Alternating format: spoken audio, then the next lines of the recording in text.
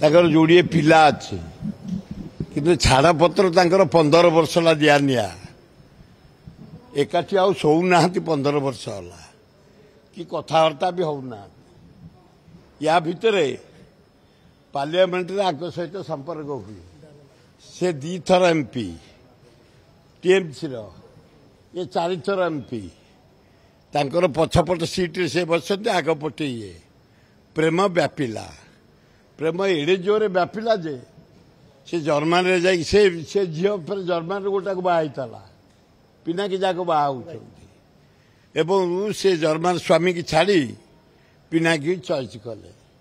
ତେଣୁ ଅଭିନନ୍ଦନ ସାନ ଭାଇ ସେ ଗୋଟେ ନୂଆ ମାନେ ଆମର ଯେଉଁ ପୁରୀ ଜଗନ୍ନାଥ ଟେମ୍ପଲ ଝାମେଲା ଚାଲିଥିଲା ପୁରୀ ଧାମ ଯାହା ଗୋଟେ ବେଙ୍ଗଲୀ ଝିଅଟି ଆମର ବୋହୂ ହେଲା ଆଉ ଆମ ଭାଇ ମଧ୍ୟ ତାଙ୍କୁ ଆନନ୍ଦରେ ଆଲିଙ୍ଗନ କରି ବାହା ହେଇଛନ୍ତି। ଜଗନ୍ନାଥ ତାଙ୍କୁ ପରମା ଦିଅନ୍ତୁ ବୁଦ୍ଧି ଦିଅନ୍ତୁ ଏବଂ ତାଙ୍କ ଜୀବନ ଆନନ୍ଦରେ କଟୁ।